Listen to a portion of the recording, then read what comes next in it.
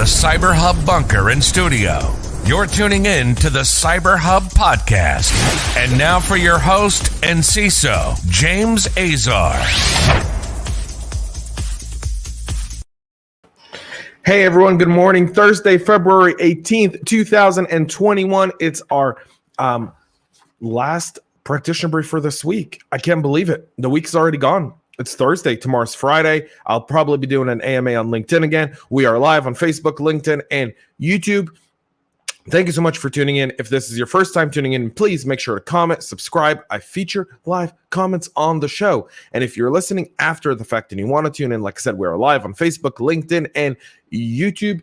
You can tune in there. We've got a lot of news coming up, including an update on SolarWinds. We've got the new attack that transformed in France on the Centreon system that is now being attributed to Russia, Sandworm. We have good guys prevailing, several arrests and charges being made across the world against cyber criminals. The noose is tightening around the necks of those criminals that abuse the system. And we'll talk a little bit about Oldsmar and the water plant and what some senators have in mind when it comes to critical infrastructure. We talked about it last week on the Tech Town Square. So it'll be also very cool. And we'll also talk about the Mynamar coup and what we talked about last night on the town square, which was the Mynamar coup, and how white hat hackers are coming in to help the people who are seeking freedom. A wonderful story. So you don't want to miss that. So today's show is brought to you by our friends over at Know Before and Wistic. So thank you so much for your support. You can see them in the show notes below as well. So give them a tune. Now, before we get started, in order to power through this in 10 minutes, I need a sip of coffee. Join me for my ceremonial sip of coffee. This is my Masters mug. If you don't like golf, you'll never get this, but the Masters tournament is by far one of the most rewarding experiences after a Super Bowl, probably, to attend. So cheers. I love an espresso like in the morning. I love it. I love it. I love it. All right. That is my second this morning. Typically I have three, but today I got some really good sleep last night for a change. So very excited. Let's get started with the U.S. still unraveling the hack of the 9 government agencies. This is on behalf of SolarWinds. Yesterday, Ann Neuberger, the newly appointed Deputy National Security Advisor for Cyber and Emerging Technology to President Biden, also warned that the danger has not passed because the cyber criminals breach networks of technology companies whose product could be used to launch additional intrusions. The task force is investigating the extent of the damage from the breach, assessing potential responses, and trying to confirm the identity of whoever is behind it. A process that Neuberger warned will take more time. And that's very true as well. Neuberger goes on to say in a press conference yesterday at the White House, this is a sophisticated actor who did their best to hide their tracks. We believe it took them a month to plan and execute this compromise. It will take us some time to uncover this layer by layer.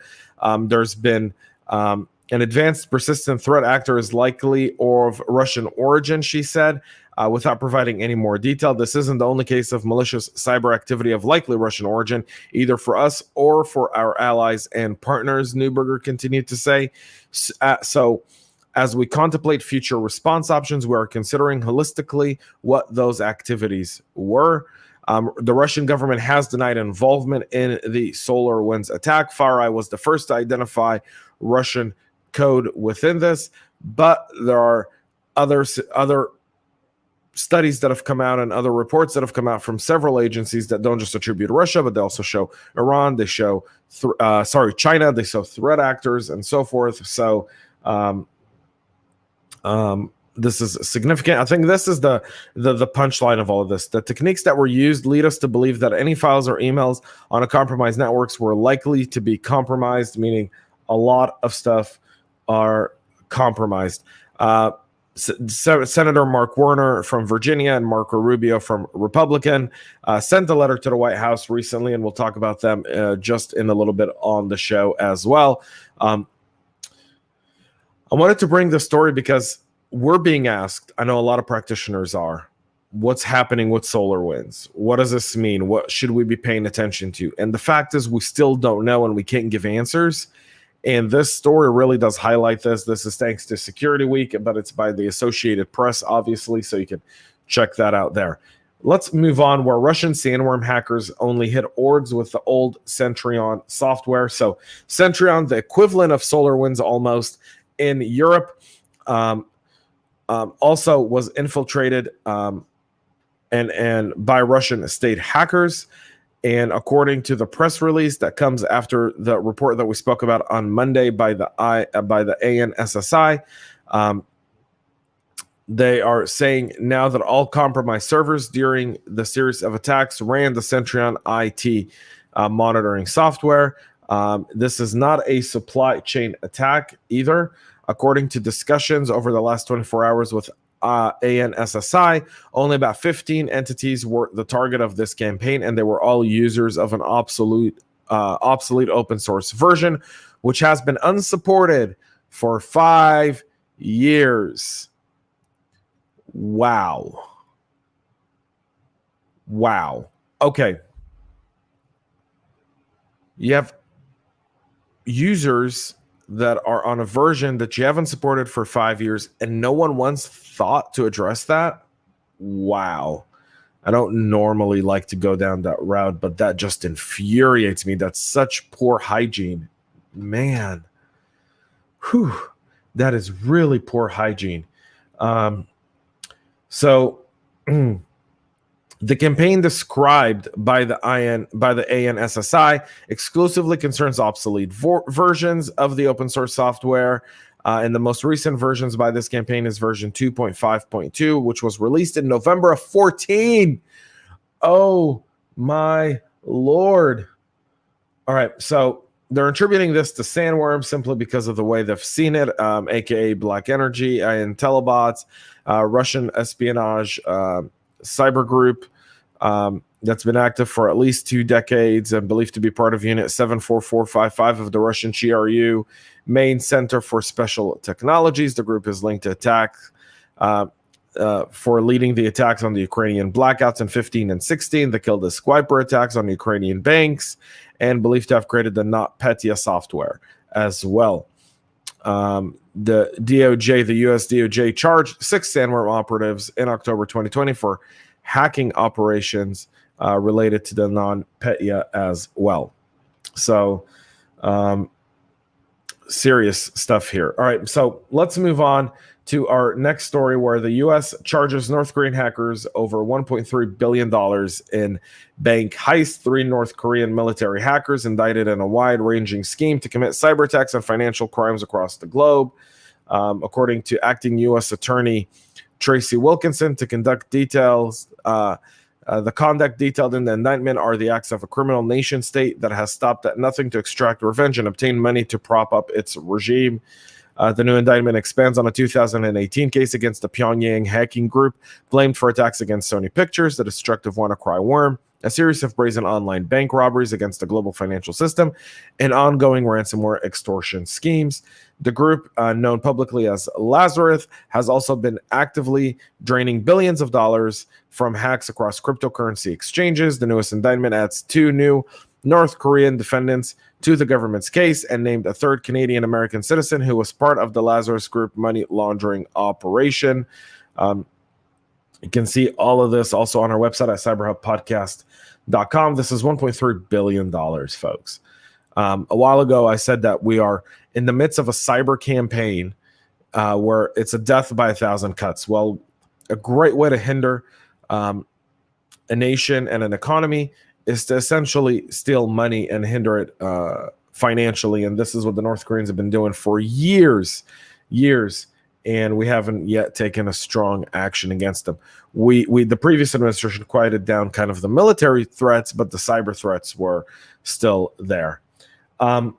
Yesterday on the Tech Town Square last night, if you did not tune in, you can watch it on our feed on my LinkedIn page. Hackers, we talked about the Mynamar coup. Well, some good old news coming out of there, and I spoke about this yesterday, but a group of white hat hackers They're called Mynamar hackers disrupted multiple government websites, including the central bank, Mynamar's military's propaganda page, state-run broadcaster MRTV, the Port Authority, and the Food and Drug Administration in the country. The move comes a day after thousands of people rallied across the country to protest against the military coup that toppled Aung San Suu Kyi's civilian government from power earlier this month. We talked about yesterday how they're shutting down the internet. And you can see this here. The internet connectivity has dropped to just 21% of ordinary levels. They're really mitigating traffic in and out of the country. And as I said yesterday, I've been monitoring this situation because it's a blueprint. China's done this. Saudi Arabia's done this. Turkey's done this. Vietnam does this. So this is good to see people fighting back against the system in this specific scenario for people's freedom. And finally, the senators are pushing for action on water treatment investigation. Again, Mark Warner, Marco Rubio, both senators. Mark Warner, a great friend to the cybersecurity community, folks, just a real champion of it, are calling in a letter released where they had the chair of the Senate Intelligence Committee notes that the Florida incident has raised broad cybersecurity concerns about the nation's critical infrastructure. And they want to know if they asked the EPA if the Oldsmar water treatment facility was compliant with the most recent version of the water and wastewater sector specific plan, a framework for developing security and resiliency plan for these types of plants that are considered critical infrastructure. So we're going to see a lot more movement on that end as well. Folks, we'll wrap up this week. Tomorrow I'll probably do an AMA on LinkedIn. If you're not following me on LinkedIn, James J. Azar, you can connect with me there. And I'll be kind of doing an impromptu, I think. I don't know what we're going to talk about tomorrow. I really don't. Today, 1 p.m., I'll be on CISO Thursdays with my friends Renee Small and Chris Fallon. And joining us will be the lovely Naomi Buckwalter. So you'll want to tune in to that today at 1 p.m. And yesterday, CISO Talk with Brent Hutflis. We talked about practicing cybersecurity. You should go check that out for sure. I'm telling you, it's a wonderful episode. And also today, launching is the CISO Secret podcast, episode number 3. CISO Secrets with Max Garcia, the CISO over at NCR Financials. You won't want to miss it as well. So lots of listening, lots of content that we bring your way. We're by far producing a lot more content than ever before, and we're going to continue to do so. So tune in. All right. Subscribe, comment, share. Let us know what you think. We'll be back with more tomorrow. Practitioner Brief will be back more on Monday. Until then, folks, thanks so much for tuning in. Thanks so much for watching, and stay cyber safe. We love feedback, so make sure to connect with us on social media and subscribe to our podcast on your favorite podcast listening platform.